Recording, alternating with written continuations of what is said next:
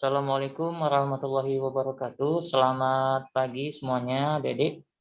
Baiklah, kita Waalaikumsalam lanjutkan. warahmatullahi wabarakatuh. Selamat Selamat pagi, pagi, Pak. Pak. Oke, kita lanjutkan kuliah kita ya untuk mata kuliah ekofisiologi. Masih ada 2 bab lagi. Jadi kemungkinan minggu depan kita masih kuliah ya. Minggu depan masih kuliah, atau mungkin nanti minggu depan bisa saja kita majukan lagi ya topiknya. Nah, untuk minggu ini kita akan bahas tentang bagaimana respons tanaman terhadap faktor lingkungan, yaitu suhu ya. Suhu termasuk salah satu unsur iklim ya. Jadi iklim itu banyak sekali unsur-unsurnya. Mulai dari cahaya, kemudian ada kelembaban, kemudian ada angin ya. Suhu juga termasuk di dalamnya. Sebenarnya suhu juga merupakan salah satu komponen unsur iklim yang dipengaruhi oleh unsur iklim lainnya. Nah, yaitu cahaya matahari ya, atau intensitas cahaya.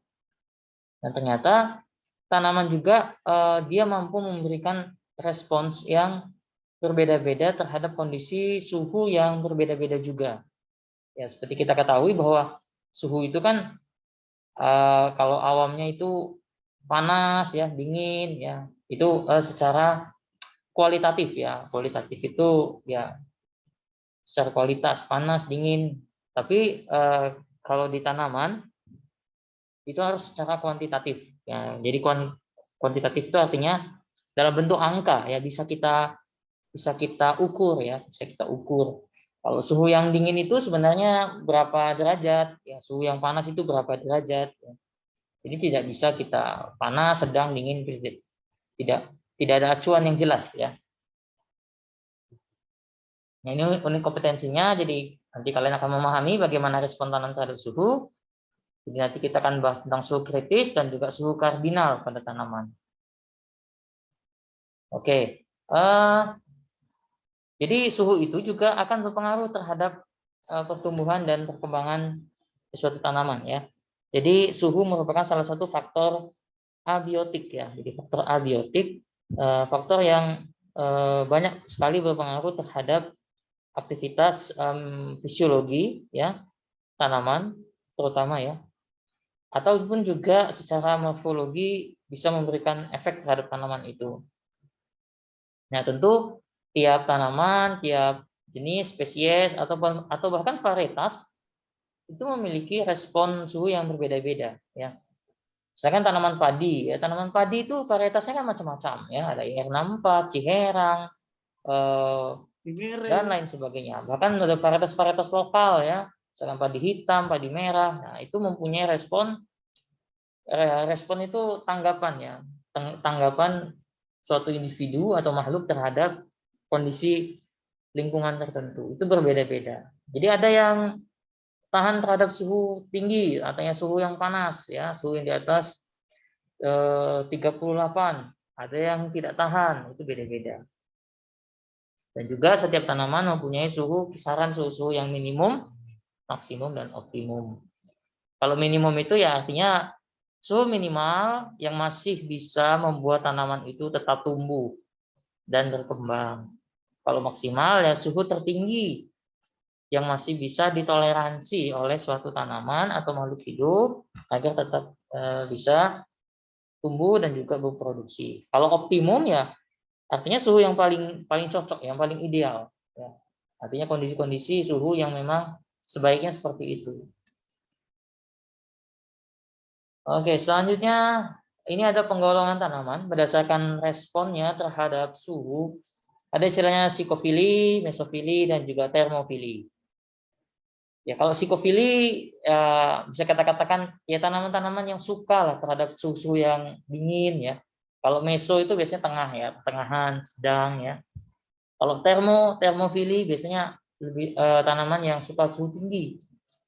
Ya, jadi tanaman bisa tumbuh dan berkembang pada kisaran yang suhu dingin 0 sampai 20 derajat.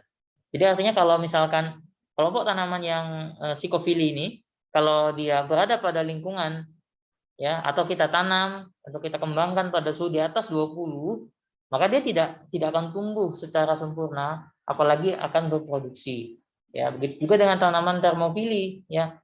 Kalau ditanam pada suhu di bawah 30, tentu dia tidak akan tumbuh sempurna, apalagi akan menghasilkan buah atau biji ataupun bagian-bagian tanaman lain yang akan kita panen. Ya. Oke, selanjutnya, ya tadi kan sudah dibahas ada suhu maksimum, minimum, optimum, dan juga suhu kardinal. Nah ini pengertiannya ya. Kalau maksimum tadi sudah saya jelaskan, minimum juga sudah, optimum juga sudah. Nah kardinal itu adalah batas-batas suhu tersebut. Jadi ada maksimum. Nah maksimumnya itu berapa derajat sampai dengan berapa derajat. Nah itu adalah kardinalnya, batasnya ya.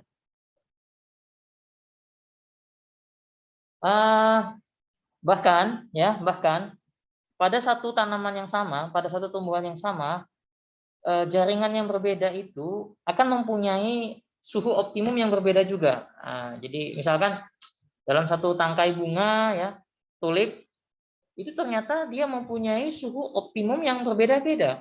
Jadi tidak sama ya. Jadi satu tangkai bunga mulai dari tangkainya, kelopaknya, bahkan bagian bunganya itu bisa berbeda-beda suhu optimum yang diinginkan ya. Ya misalkan pada 3 sampai 7 derajat itu baik untuk pertumbuhan bagian bawah tepal ya sehingga bunga bisa menutup. Kalau 10 sampai 17 derajat itu di bagian atas tepal bunganya sehingga bunga membuka ya.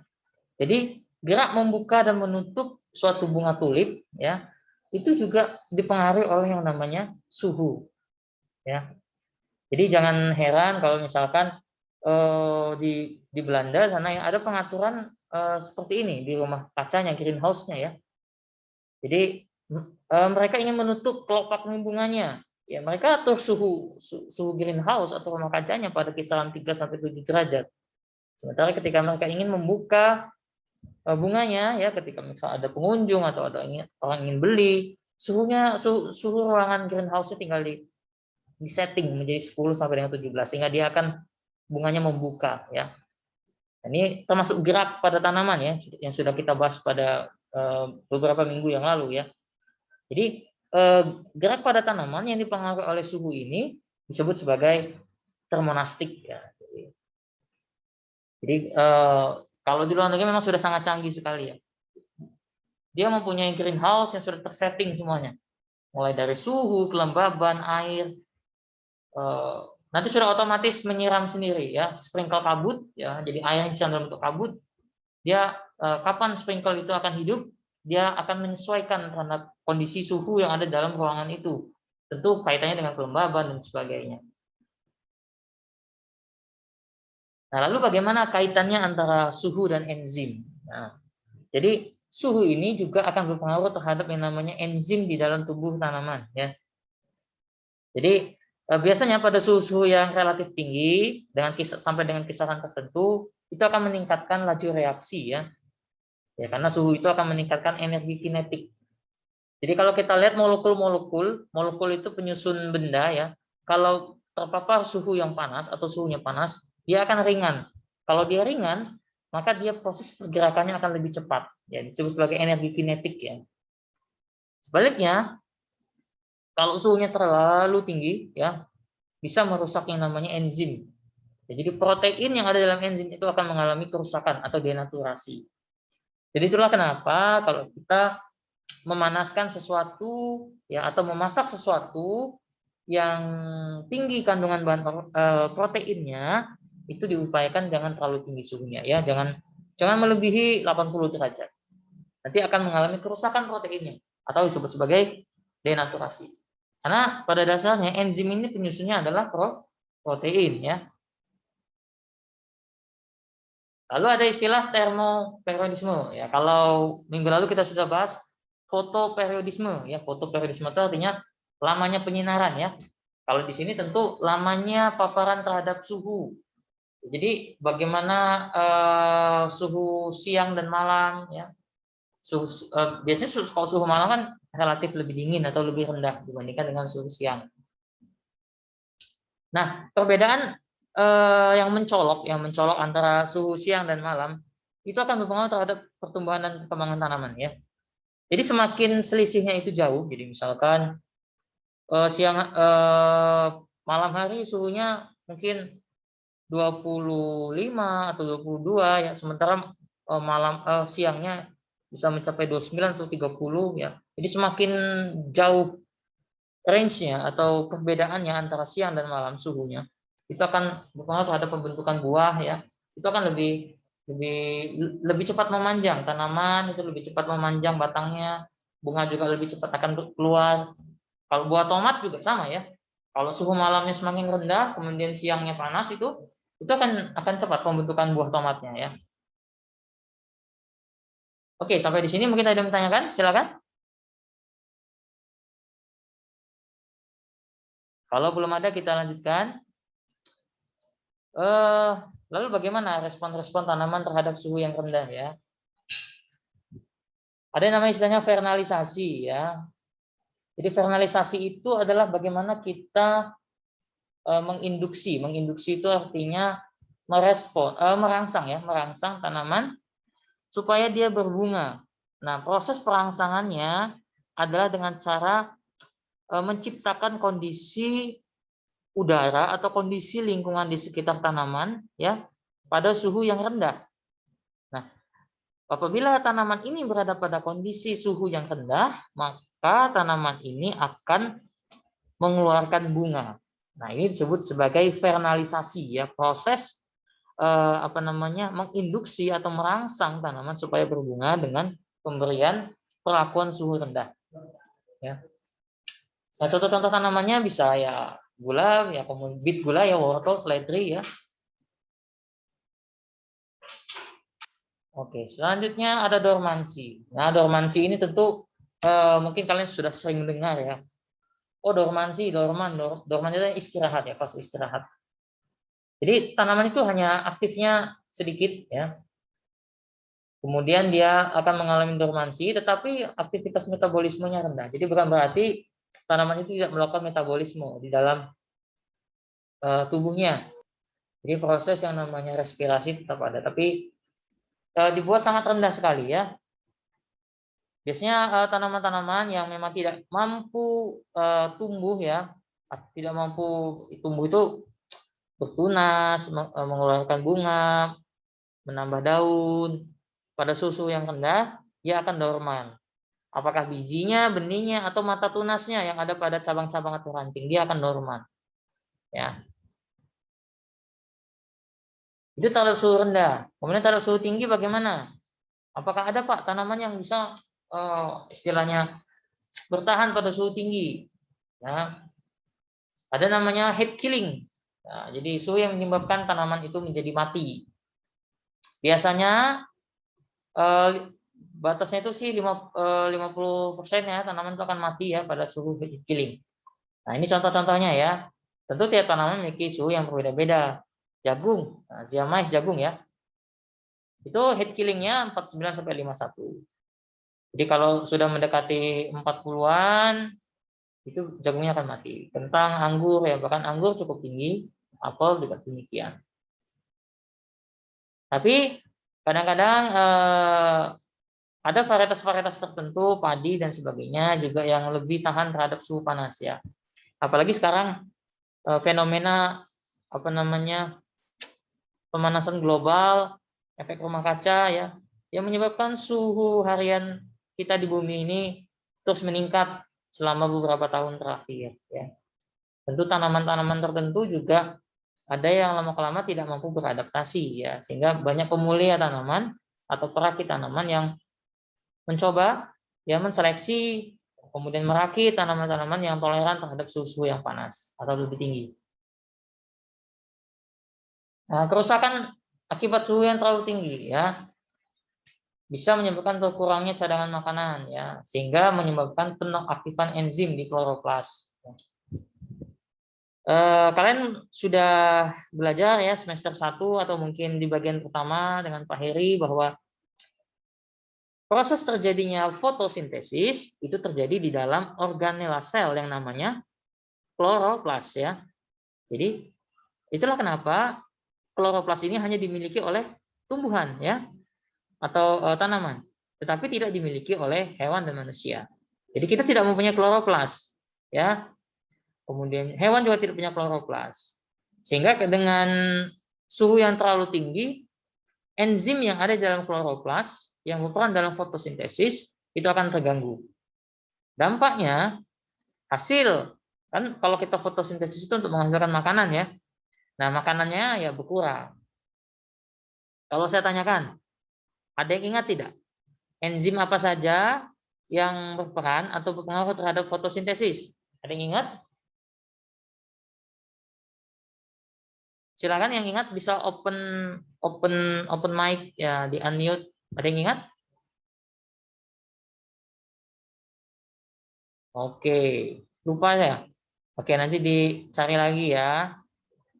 Nanti yang tahu bisa japri ke saya. Ya, japri ke saya setelah kuliah. Enzim yang berperan dalam kegiatan fotosintesis. Nanti 3 orang pertama yang japri ke saya, nanti saya kasih nilai plus. Oke.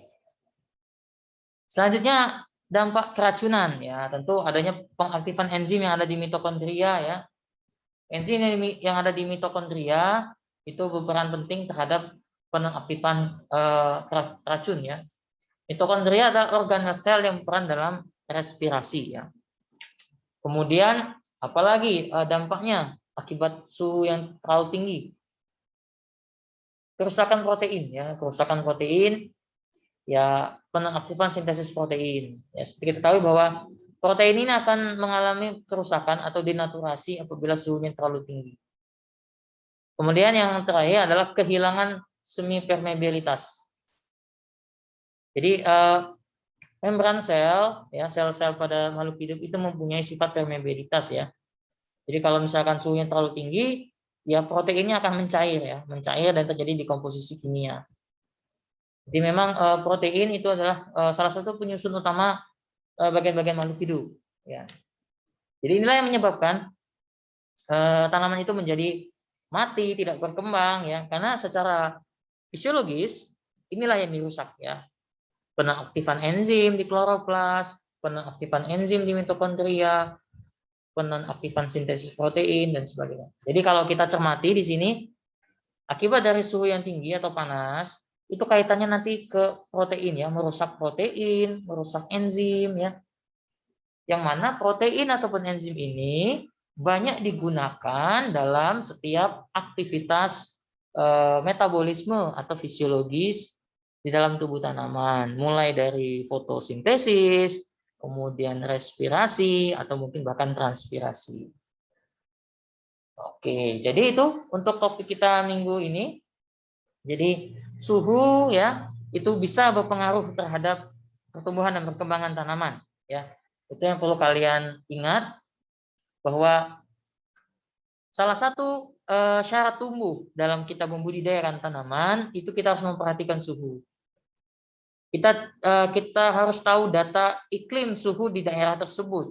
Kemudian kita sesuaikan dengan syarat tumbuh yang diperlukan oleh suatu tanaman. Misalkan kita ingin menanam jagung. Kita harus tahu dulu jagung ini syarat tumbuhnya butuh suhunya berapa sampai berapa derajat Celcius. Lalu kita cocokkan dengan suhu yang ada di daerah ini. Ternyata suhunya sekian, oh cocok, berarti bisa masuk. Ya.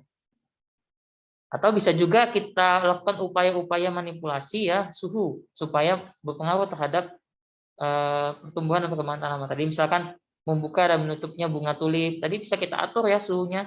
Kalau suhunya rendah dia akan menutup, kalau suhunya kita tingkatkan akan membuka. Begitu juga terhadap bagaimana kita meningkatkan ukuran buah tomat tadi ya, atau mempercepat pertumbuhan tanaman-tanaman di kotil, kacang dan sebagainya dengan pengaturan-pengaturan suhu ya.